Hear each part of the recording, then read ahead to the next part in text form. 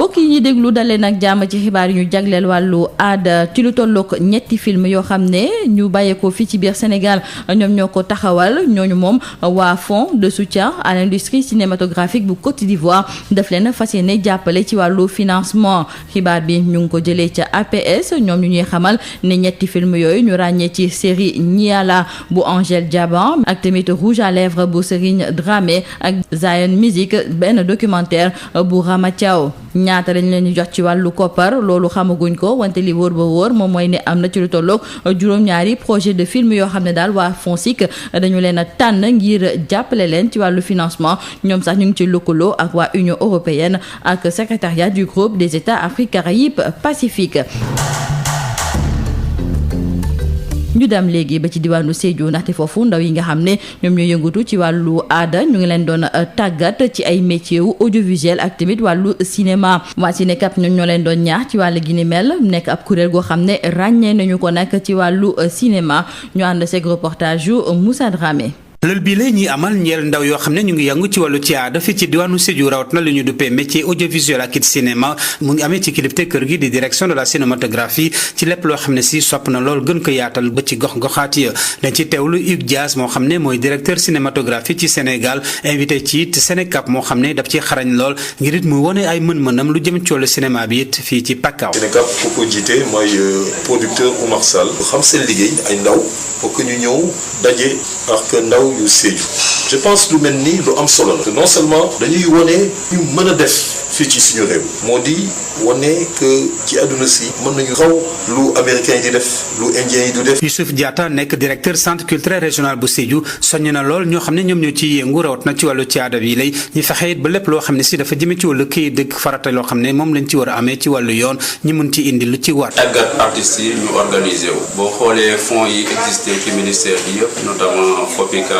bi ñuy wax ni structure moo ci mën a bénéficier wala acteur boo xam ne dañ la comme ni ko Abdoulaye Diop Bërële mi nekk jaraafu commune Sédhiou nekk it ki ñu dénk wàllu ci aada culture ak communication Hugues Diaz it daf ko feelu sopp lool mboolem collectivité locale yi maanaam kilifa yi gox-goxaat yi ñu fexe ba gën a jàppale production cinématographique ngir it ñoo xam ne ñoom ñoo ci yëngu ñu mën cee daan seeni doole am ci yëngu-yëngu boo xam ne mënees nañ ko ciy def seeni jëmm bopp moo xam fii ci Sénégal wala ci bitim réew ci ton jokkoo ak yéen Sédhiou Moussa Dramé Sud FM.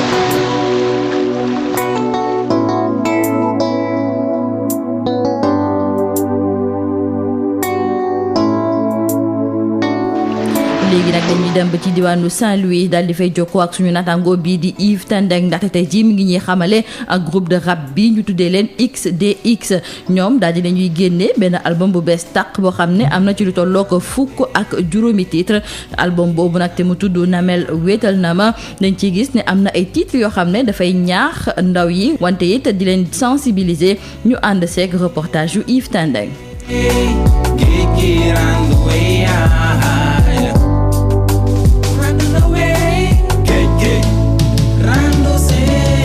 tëdd ba xaaja guddi dégg riiru géej ndox way bile benn la ci fukk ak juróomi titre yi nga xam ne ni ñoo ngànk album bu groupe de rap bii ñuy duppee XDX bi nga xam ne ni ñaari rappeur ñoo ko sos te waa jile di wuyoo ci tur Ale Mbaye alias Big Fale. XDX mooy xalaat jëriñ xam-xam parce que dañuy jàpp ni xalaat boo mën ci def rek dafa war a jëriñ donc xalaat bu mënul jëriñ rek kooku mën nañu jàpp ni du lu baax quoi. muy album bu nga xam ne ni ñoo ngi ko duppee Namel wéetal na ma te mu daal di génn ren jilee.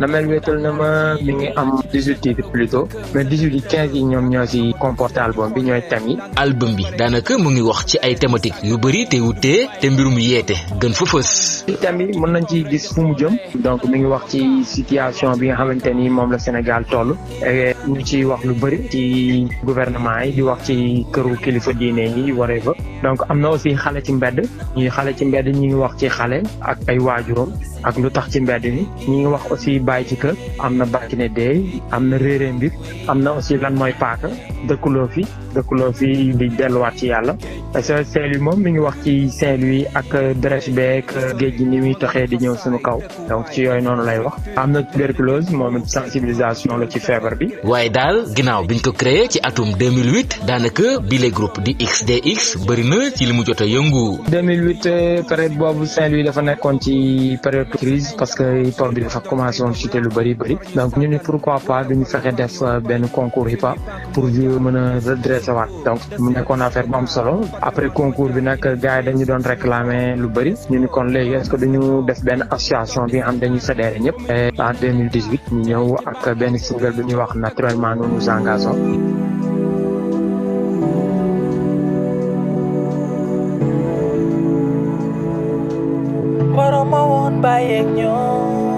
toroxlul say kanamu waajur xeex matal àq yi jural daf. muy album bu nga xamee ni ñoom bëggoon nañ ko rek fësal ginnaaw bi mu génnee waaye mbas mi di Covid-19 tax na ba lu ni mel mu jéewul antu ki doon jokkoo ak yéen fii ci Saint-Louis Yves Tendeng Sud FM. tax moom xoolul dërëm boole si li ak neex ak naqadi. mbokk yi li moo nekkoon xibaar yi ñu taataan ci wàllu aada ñu leen di sant di leen gërëm ci seen déglu.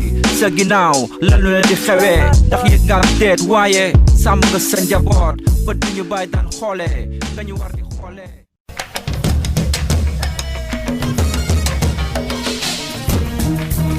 Mesdames et messieurs, bonjour et bienvenue dans ce journal de la culture. 3 projets de films sénégalais vont obtenir des financements du Fonds de soutien à l'industrie cinématographique de Côte d'Ivoire, FONSIC.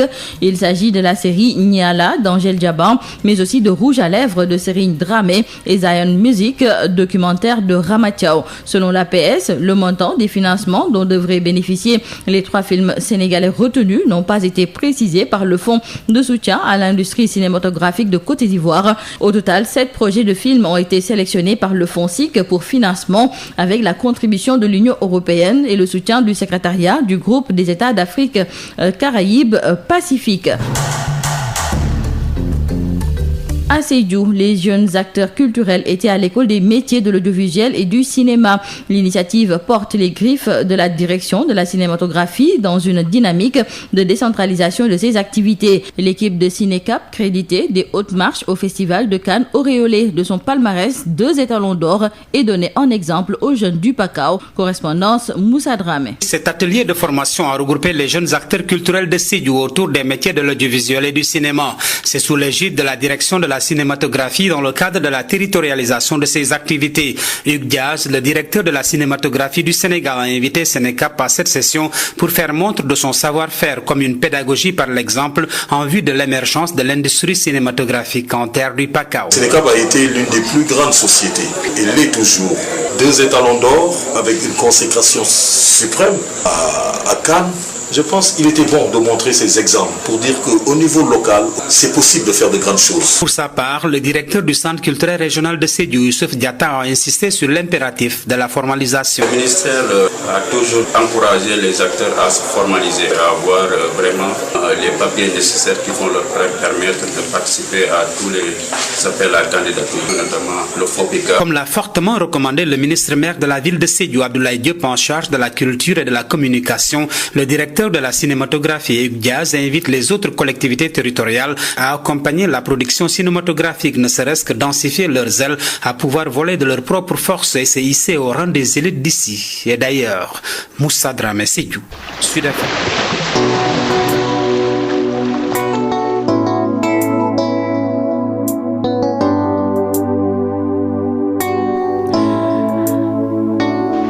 Je vous propose à présent d'aller à la découverte du groupe de rap dénommé XDX qui a produit un album intitulé Namel Wetel Nama. Notre reporter Yves Tendeng est allé à la découverte de ce groupe de rap basé à Saint-Louis et leur dernier album est composé de 15 titres et traite de thématiques éducatives et qui sensibilisent. Le groupe a été créé en 2008 par 2 jeunes rappeurs, nous dit Yves Tendeng.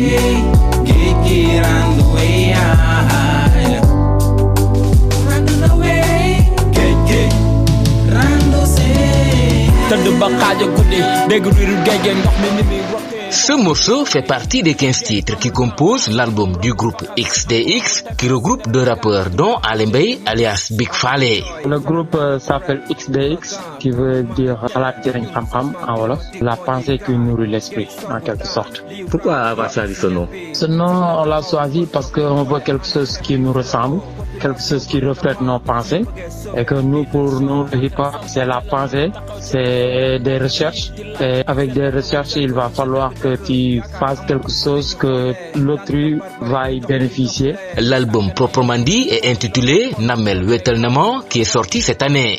Namel Wetal Nama, c'est nostalgie, quoi, en quelque sorte. L'album comporte 18 morceaux, mais il y a 15 titres. Il traite de plusieurs thématiques, en majorité éducatives. Par rapport à la situation actuelle du monde, par rapport au Sénégal, par rapport à la manière dont on vit actuellement. Donc, il y a des titres comme Fum Jom, il y a Xale Si Mbedd, il y a Baye Ci Kër, il y a Réeré Mbir, Lan Mooy Paaka, Dëkkuloo Fi, SOS Saint-Louis, il y a Tuberculose, Street Love, Guerre Soupe et Namel Wetal Nama. Mais depuis sa création en 2008, ce groupe XDX s'est activé dans plusieurs choses. Entre 2008 et 2009, on a fait un concours de rap ici à Saint-Louis. Après 2010, on a monté une association de nos Rap Art Production.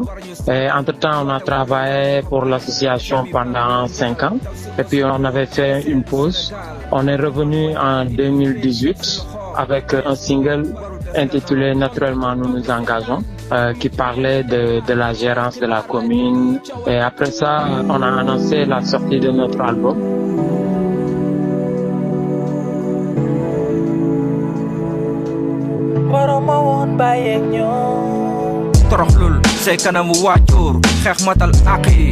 Un album que les membres du groupe comptaient vulgariser à sa sortie, mais la pandémie de la Covid-19 en a malheureusement décidé autrement.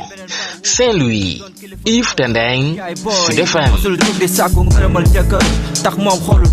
C'en est tout pour ce journal de la culture. Merci de nous avoir suivis.